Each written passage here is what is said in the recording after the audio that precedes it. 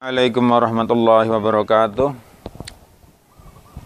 Alhamdulillahirabbil alamin alladzi khalaqal mauta wal hayata liyabluwakum ayyukum ahsanu amala wa huwal azizul ghafur.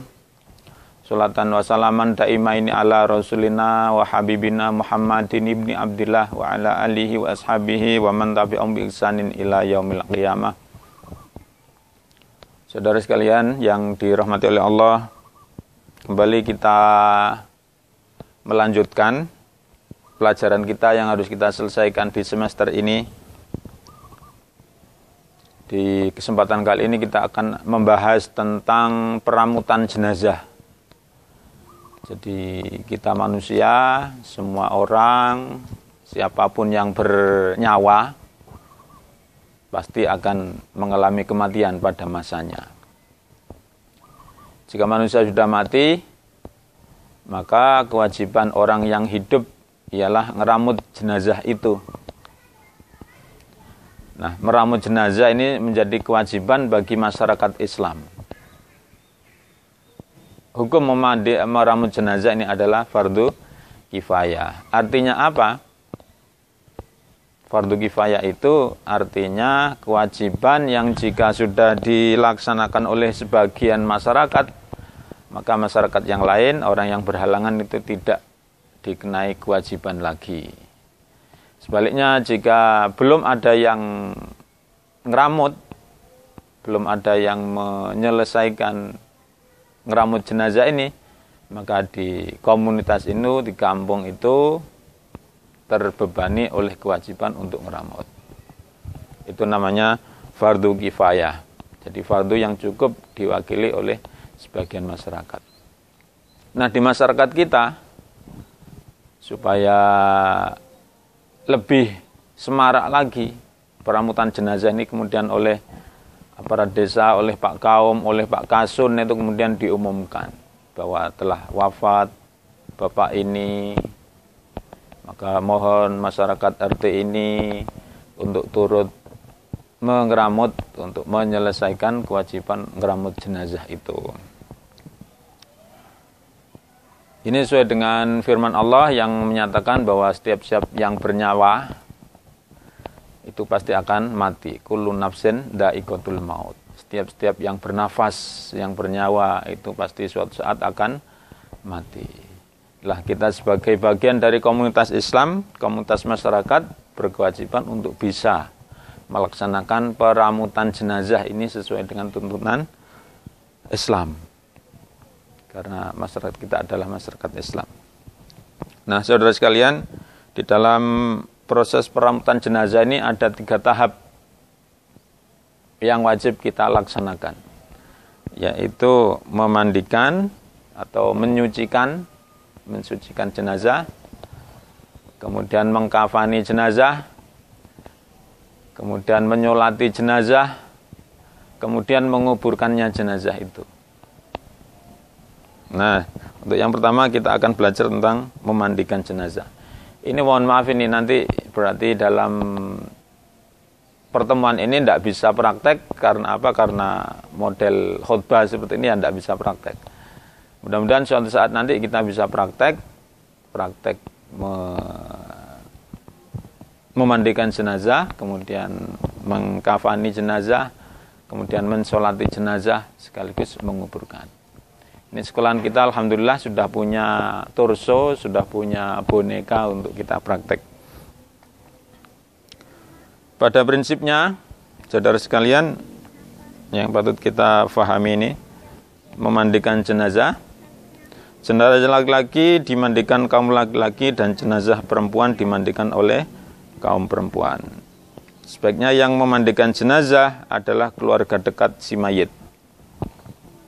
Sehingga suami boleh memandikan istrinya dan istri boleh memandikan suaminya.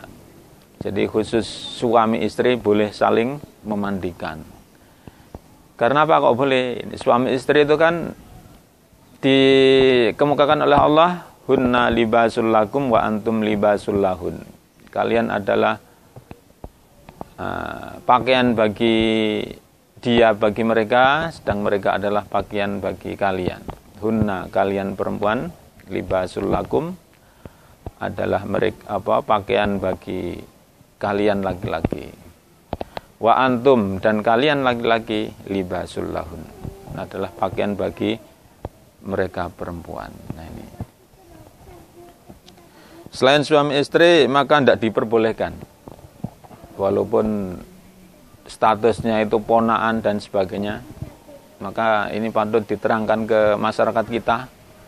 Jangan sampai kemudian dalam rangka membuktikan kecintaan kemudian ada seorang ponaan perempuan yang ikut-ikut memandikan pamannya, ikut nyentuh-nyentuh mayitnya dan sebagainya. Itu enggak sesuai dengan etikanya nanti. Maka membuktikan kecintaan itu sebenarnya bukan cuma saat jadi mayit. Membuktikan kecintaan ya saat hidup itu monggo, yang punya paman kemudian dikasihi, yang pamannya sudah tua kemudian diberi sesuatu yang bermanfaat gitu. Buktikan kalau kita itu betul-betul kerabatnya, itu yang lebih bermanfaat.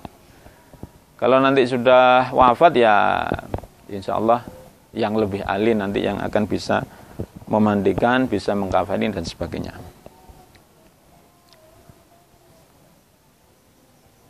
Adapun orang yang meninggal sebagai mati syahid, yaitu orang Islam yang meninggal saat berperang atau berjuang di jalan Allah, membela kebenaran atau mempertahankan hak dengan penuh kesabaran dan keikhlasan untuk menekan agama Islam, maka jenazahnya tidak perlu dimandikan.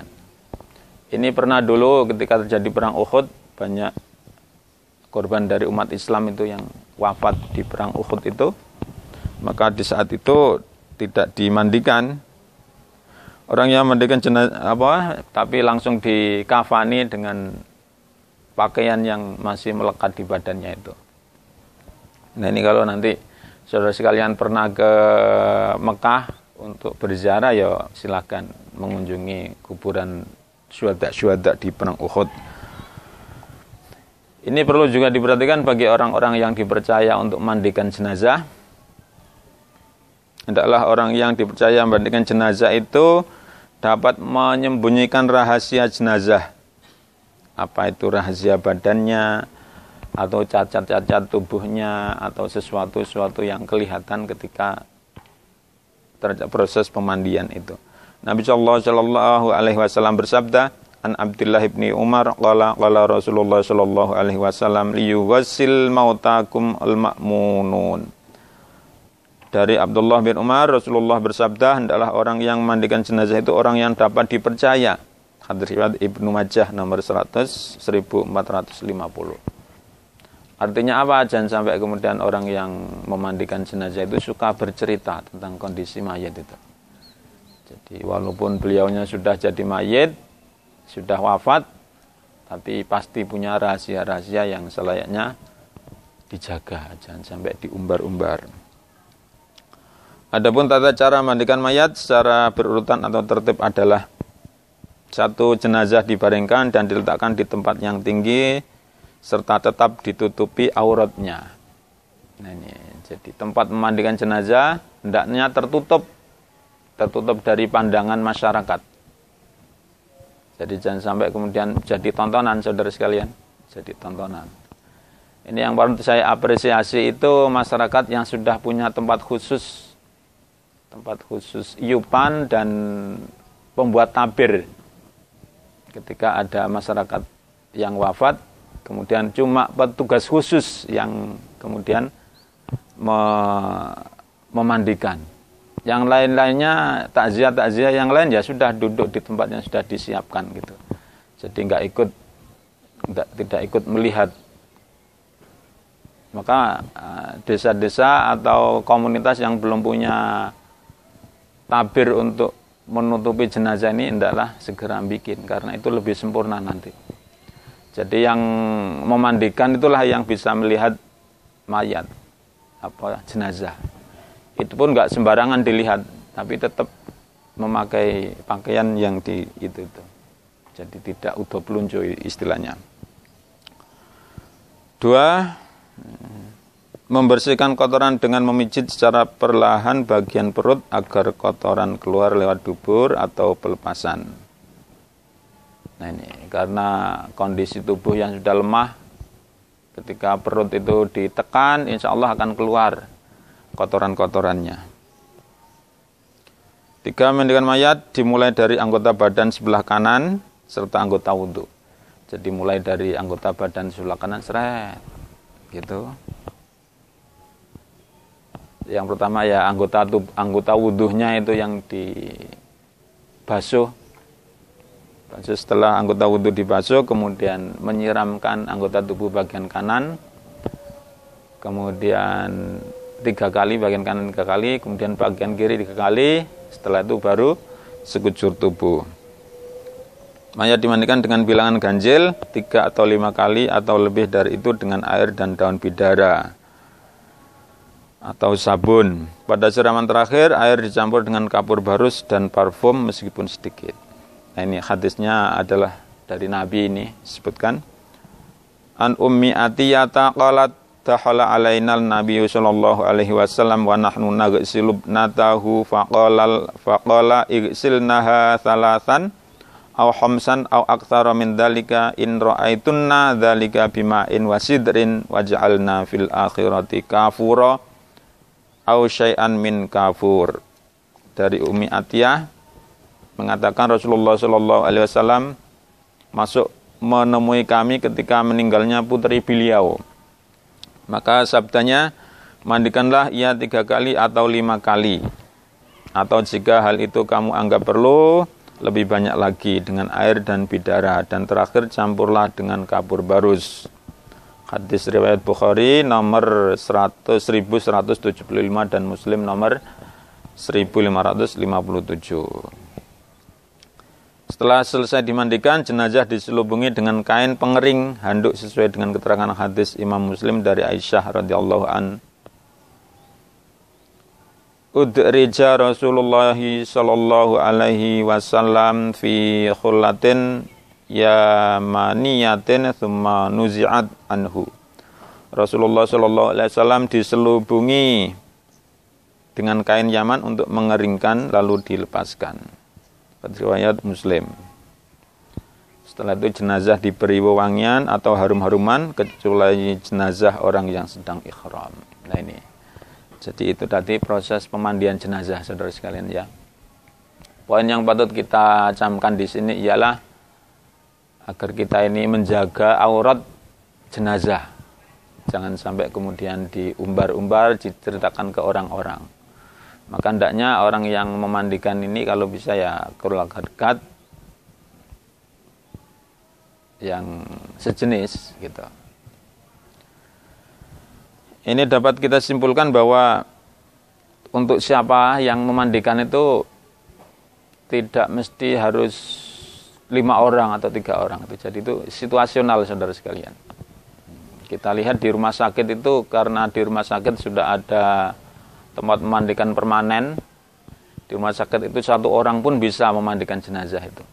Biasanya bagian bimbingan rohani itu sudah siap memandikan. Jadi untuk cara seperti itu adalah situasional. Asalkan orang yang memandikan itu betul-betul harus amanah menjaga rahasia si mayit. Setelah jenazah dimandikan, kemudian dikafani, saudara sekalian. Dikafani, ini proses pengkafanannya. 1. Kain kafan yang dipakai jenazah hendaknya kain berwarna putih. Bagi jenazah laki-laki sekurang-kurangnya 1 lembar yang dapat menutupi seluruh tubuh laki-laki. Sebanyak-banyaknya cukup dengan 3 lembar kain putih. Nabi sallallahu alaihi wasallam bersabda, Ibni Abbasin qala Rasulullah sallallahu alaihi wasallam, albasu min thiyabikum al-bayadha fa innaha min khairi thiyabikum wa kaffinu fiha mautakum. Dari Ibnu Abbas, Rasulullah sallallahu alaihi wasallam bersabda, pakailah di antara pakaianmu yang berwarna putih karena ia merupakan pakaianmu yang terbaik, dan kafanilah jenazahmu dengan kain yang berwarna putih itu. Prosesnya ini biasanya, saudara sekalian, ini di masyarakat ini biasanya sudah ada pembagian tugas. ketika jenazah dimandikan itu biasanya orang-orang yang bisa menyiapkan pakaian biasanya sudah siap di tempatnya itu, tempat pakaiannya itu, dan menyusun dari atas ke bawah itu. Sehingga nanti ketika jenazah sudah dikeringkan dengan handuk itu langsung diletakkan di atas kain kafan. Kemudian tinggal ditutup, dan jadi. Kan yang sudah jadi dengan lebar 135 cm digelar ditumpuk 3, boleh diberi kapur barus. Mayat yang telah disucikan tadi diletakkan di atas kain pada posisi tengah. Mayat yang telah kering dari air mandi ditutupi dengan kapas pada bagian lubang atau luka, kalau ada luka atau pendarahan. Ini biasanya hidung dan sebagainya, ketiak dan sebagainya itu diberi kapas. Lapis pertama pada mayat wanita adalah dasar pakaian wanita seperti dibuatkan kerudung, baju cawat, dan kain bawahan. Lapis pertama pada mayat pria adalah lembar ketiga paling atas dengan cara menutupkan lembar itu dari sebelah kiri mayat, lalu ditutupkan lagi dari sebelah kanan dengan diketatkan rapi. Begitu pula lapis kedua dan lapis pertama. Mengikat tali pada badan mayat minimal 3 tali, yakni tali pocong atas, tengah di bawah sedekap tangan, dan pada kaki. Jenazah laki-laki dikafani oleh kaum laki-laki dan jenazah perempuan dikafani oleh kaum perempuan. Nah ini saudara sekalian, jangan sampai kita ini takut sama jenazah ya. Karena jenazah kalau sudah mati ya tidak akan bisa nyubit. Jadi sudah tidak usah takut jika kemudian kita dipaksa atau kita ada kerabat kita yang wafat, maka kita selayaknya siap untuk ngurumatnya. Setelah dikafani jenazah itu kemudian disolatkan. Nah, saudara sekalian, ini kita umat Islam selayaknya bisa melaksanakan ini, minimal menyolatkan. Jangan sampai kemudian nggak ada yang menyolatkan. Karena apa? Semakin banyak orang yang menyolatkan jenazah itu, insya Allah nanti semakin mempermudah atau semakin ampunan Allah itu turun. Karena doanya orang banyak itu kan lebih makbul daripada kalau orang sedikit. Maka jangan sampai kita kemudian tidak ikut menyolatkan jenazah. Pahala orang menyolatkan jenazah itu besar sekali. Makanya kalau ada jenazah kita ikut menyolatkan. Persiapan sholat jenazah. Syarat mensolat jenazah sama saja dengan sholat biasa, suci dari hadas kecil dan besar. Jadi sudah berwudu. Pakaian dan tempat suci serta menghadap kiblat. Yang kedua, lebih utama dilakukan berjamaah dan kalau bisa softnya itu lebih dari 3, minimal 3. Jika jenazah laki-laki, imam berdiri di arah kepala. Bila jenazah perempuan, imam berdiri di arah pinggang mayat. Jika sholat jenazah berjamaah, softnya disusun menjadi 3 minimal. Tiap soft minimal terdiri dari 2 orang.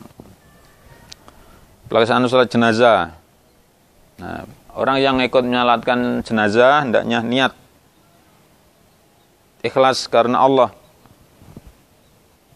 Jadi niat itu menyengaja dalam hati. Nah ini saudara sekalian tentang bagaimana cara niat itu memang di masyarakat kita ada ikhtilaf, perbedaan pendapat. Ada yang lebih senang dilafalkan, ada yang lebih mantap tidak usah dilafalkan. Pada prinsipnya niat adalah menyengaja. Jadi jangan sampai kita melakukan amal ibadah itu tidak disengaja. Itu nanti ya tidak berpahala kalau tidak disengaja. Dalam sholat jenazah ini dilaksanakan dengan 4 kali takbir.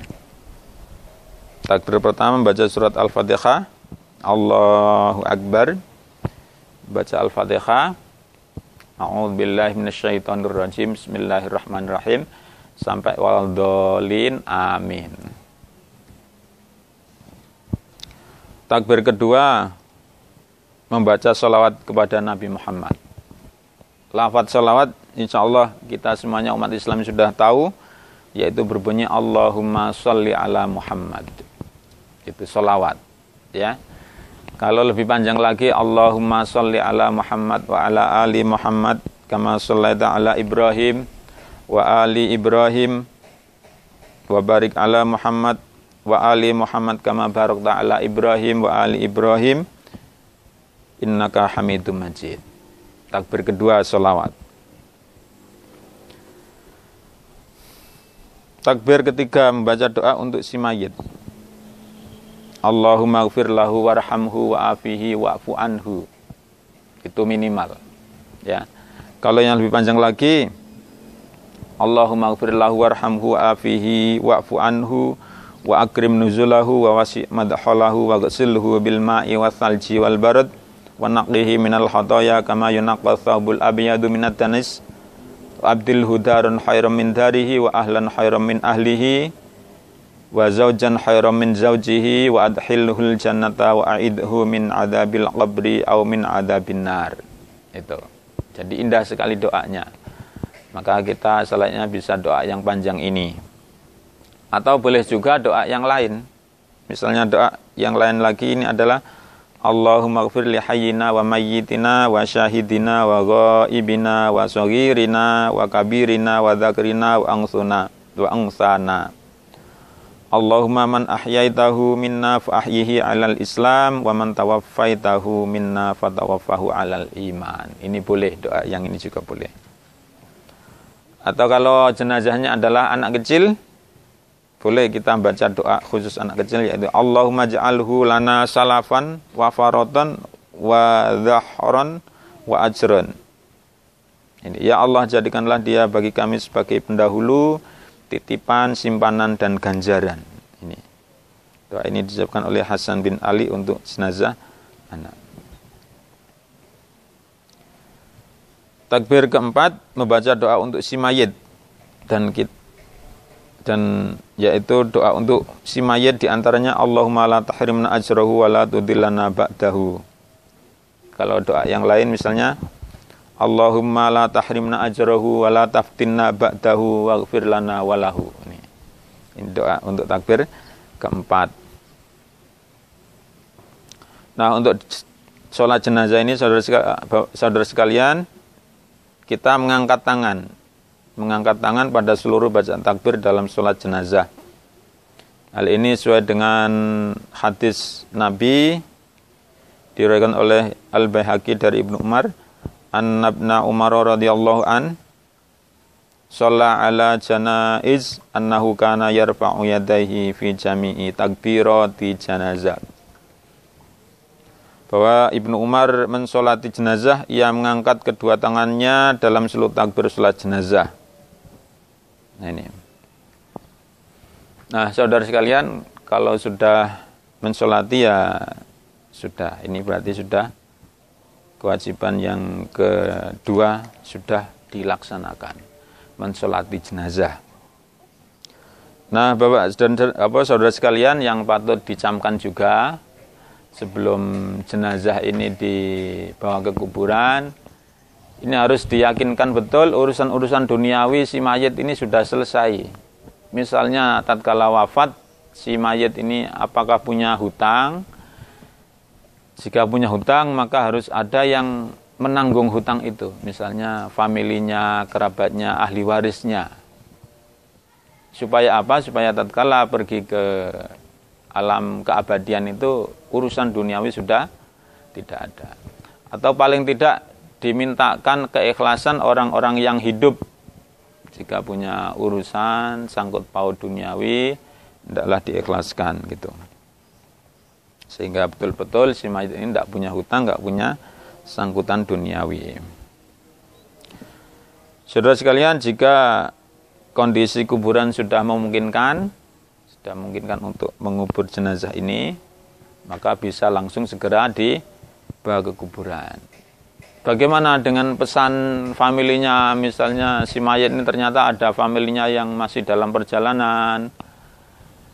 Ya hendaklah si famili ini juga tahu diri dan rumongso, saudara sekalian ya. Rumongso apa maksudnya? Ya monggolah diikhlaskan bapaknya atau familinya itu segera dikuburkan. Jangan sampai hanya karena pengen ketemu familinya yang wafat ini akhirnya ditunda-tunda. Akhirnya si mayit terkatung-katung tidak segera dikuburkan. Itu kurang afdal itu. Yang lebih afdal adalah tatkala sudah siap dikuburkan segera dikuburkan gitu. Karena apa? Karena hak si mayit itu adalah segera menempati posisinya. Kalau sudah siap di tanah kuburannya, ya sudah segera dibawa ke kuburan. Sebelum jenazah diberangkatkan, boleh ada sambutan sekedarnya, yaitu yang isinya pengumuman hutang piutang, memohon maaf, dan doa. Yang kedua, para pelayat atau pentakziah yang mengantarkan jenazah ke pemakaman bisa berjalan di belakang keranda atau berjalan mengiringi keranda dengan tertib, tenang, dan diam. Rasulullah sallallahu alaihi wasallam bersabda, "Innallaha ta'ala yuhibbus sumta inda thalathatin, inda tilawatil Qur'an, wa inta zahfi, wa intal janazah." Hadis riwayat Tabrani dan Abu Dawud. Sesungguhnya Allah menyukai diam dalam 3 perkara, ketika ada orang membaca Al-Quran, ketika maju di medan perang, dan ketika mengantar jenazah. Sementara orang wanita dianjurkan tidak ikut mengantarkannya, berdasarkan hadis berikut. Wa an ummi Atiyah radhiyallahu anha qalat nuhina anit tiba'il janaiz walam ya'zam alaina. Dari Ummu Atiyah, ia berkata, kami dilarang mengantarkan jenazah, namun beliau tidak menekankan kepada kami. Ini terutama bagi ibu-ibu atau kaum kerabat putri yang secara emosi itu kurang kuat.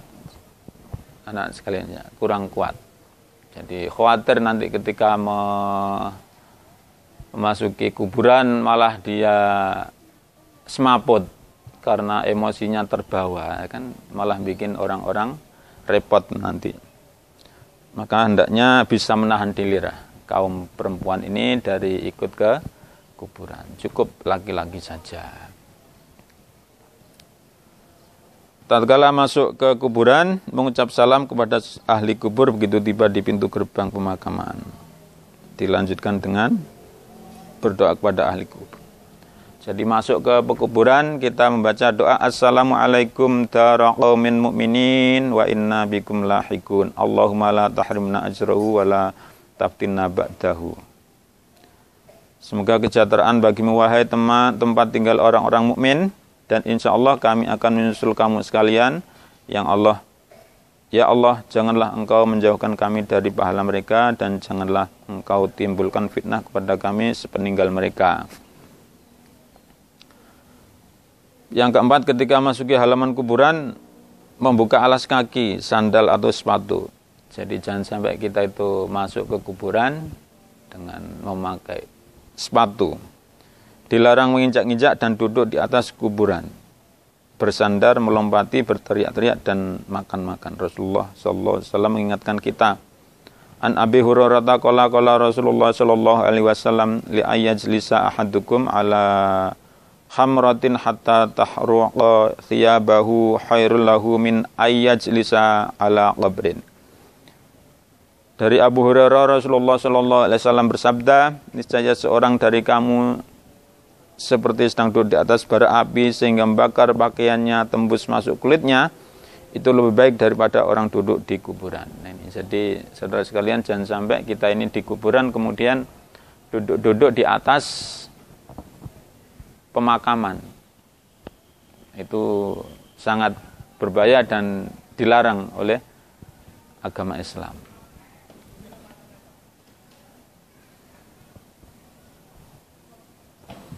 Yang kelima, mayat didatangkan dan diarahkan pada posisi kaki kubur. Para tenaga mengangkat seraya membaca ini doa ketika memasukkan mayat ke dalam liang lahat. Bismillahi wa billahi wa ala millati Rasulillah. Bismillahi wa ala millati Rasulillah. Membaca doa ini. Ini saya pernah baca sebuah hadis, saudara sekalian. Jadi famili atau kerabat yang menerima jenazah di dalam kubur itu diusahakan yang pada malamnya itu tidak sedang berkumpul dengan istrinya. Jadi istilahnya itu tidak tahu itu hikmahnya apa, Allah alam. Tapi saya pernah baca seperti itu. Maka sebisa-bisa orang yang ada di dalam kubur untuk menerima si mayit itu kondisinya malamnya tidak melakukan hubungan badan dengan istrinya. Nah, kiranya ini yang bisa kami sampaikan, saudara sekalian. Insya Allah dengan ini materi tentang rambut jenazah sudah selesai. Dan kalau yang ingin lebih lengkap lagi, ingin tahu ya langsung praktek. Praktek nanti jika di masyarakat kita ada orang wafat, silakan ikut datang, kemudian belajar di sana. Ikut bantu Pak Kaum lah minimal itu. Membantu untuk mensucikan dan sebagainya. Kiranya ini yang bisa kami sampaikan, kurang lebihnya mohon maaf. Assalamualaikum warahmatullahi wabarakatuh.